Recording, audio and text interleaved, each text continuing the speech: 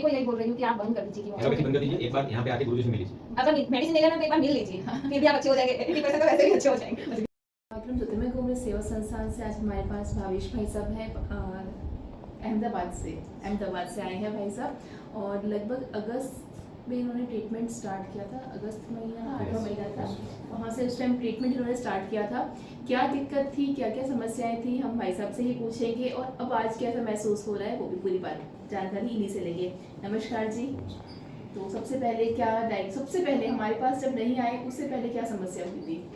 उससे पहले एक पथरी की समस्या थी, तो सोनोग्राफी करवाया तो पथरी तो थी ही थी। उसके बाद लीवर में उन्होंने बताया कि लीवर में कुछ गांठ जैसा कुछ है।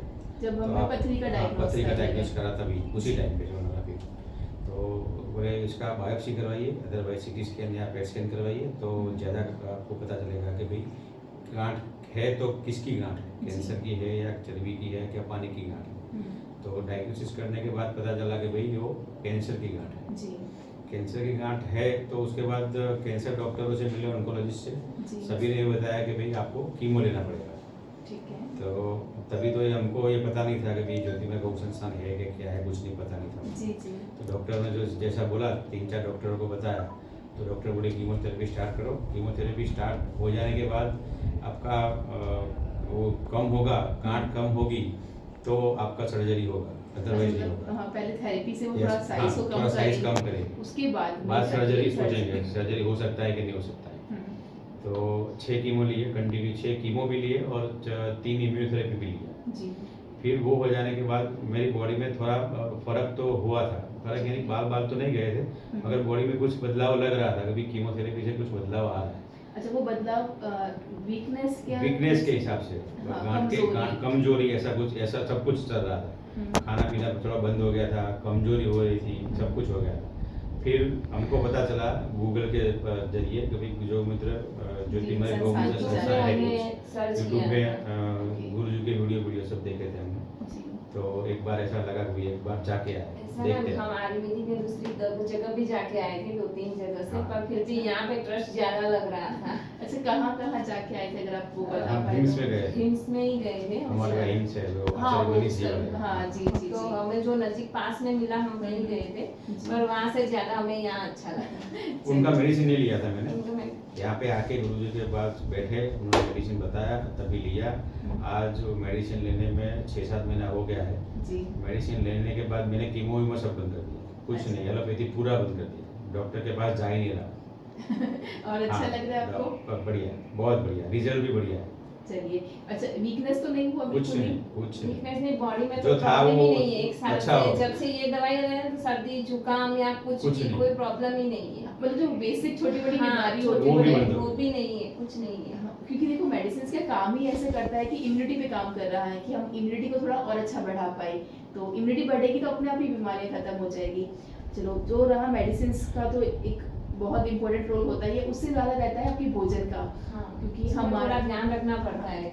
बिल्कुल, अगर आप उसमें भी ध्यान रखेंगे तो आपको 100% मिलेगा। बिल्कुल, जैसे हम लोग सिर्फ समझा सकते हैं। आपने क्या क्या रखा भोजन में? हमने क्या है कि भोजन में गुरुजी ने जो बोला वही, डेयरी प्रोडक्ट सब बंद है, डेयरी प्रोडक्ट और घर का खाना, सिर्फ घर का खाना, बाहर का कुछ नहीं। बाहर का खाने में जैसे आप नाश्ते में क्या लेते हैं? नाश्ते में हमने सुबह जो नाश्ता करते थे वो बंद कर दिया, उससे हमने जूस दे दिया उसको। जबकि हरी पत्तियां हैं कि फ्रूट है, बीट्स है, वो सब का जूस ही देते हैं सुबह को। फिर दोपहर को सब्जी रोटी जो चावल बाजरे के आता है ना, वो सब वही गेहूं और चावल। फिर रेगुलर टाइम बना दिया था हमने कि ये टाइम पे हमें खाना ही है, चाहे कुछ भी काम हो। पहले खाना खाने में रूटीन नहीं था, पहले अपने 2 बजे खाते थे, 1:30 बजे खाते थे, जब समय मिल गया तब खा लिया। पर अब क्या फिक्स टाइम हो गया कि घड़ी के टाइम से खाना चाहिए। अगर घड़ी के टाइम से खाओगे तो बेटर है। अच्छा, शाम में खाने का टाइमिंग लगभग 7 बजे के पहले, 7 बजे के पहले, लेट नाइट बंद कर दिया। अगर खाया नहीं है तो कुछ नहीं खाने का। 7 बजे के बाद कुछ नहीं खाया तो कुछ नहीं खाने, कुछ नहीं खा पाए तो बिल्कुल ही नहीं। तो छोड़ देने का।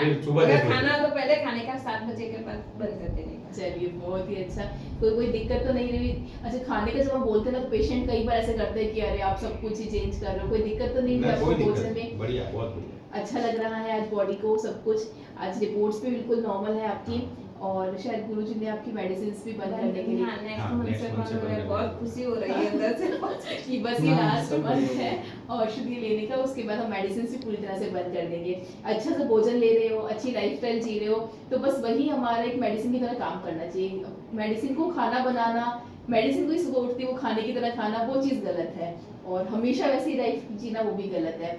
अच्छा, एक निवेदन और मैं करूँगी कि जो भी आपको हमारे YouTube के माध्यम से या इंस्टा के माध्यम, फेसबुक के माध्यम से आपको देख रहे हैं, उन्हें एक मैसेज दे पाए कि जो आपके जैसे लीवर से या किसी भी कैंसर से मैं सफर तो कर रहे थे। सभी को यही बोल रही हूँ कि आप बंद कर दीजिए कीमो। एलोपैथी बंद कर दीजिए, एक बार यहाँ पे आके गुरुजी से मिल लीजिए।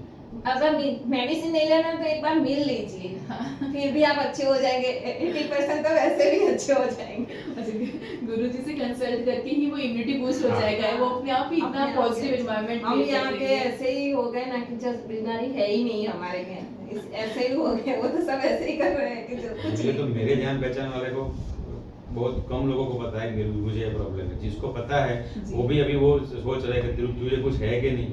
हाँ। नहीं है, कुछ नहीं है। और अभी तो अच्छा हो गया है बहुत। मैं सबको बोल रही हूँ कि अगर आप और कहीं मत जाइए, यहीं आइए। जी बिल्कुल। मैंने भी एक रेफरेंस दिया था, जी, शायद जी। आपको फोन आया होगा ना, मैं पूछूंगा उनको।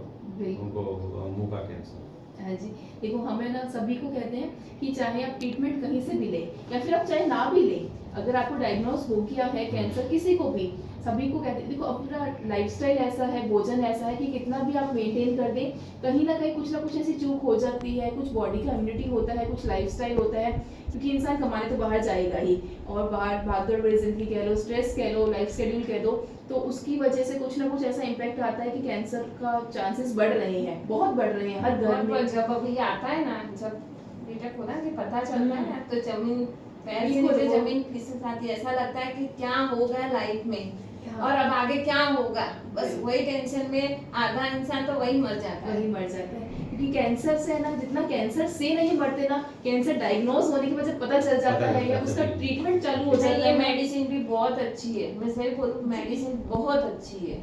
बस देखो गौ माता की कृपा है, बहुत कि अच्छी सब है। गौ मैं माता तो की कृपा से आप बहुत अच्छे हुए। दिल से आपका शुक्रिया करती हूँ, बहुत अच्छी है। मेरा तो आधा टेंशन यहाँ पे आके ही खत्म हो गया।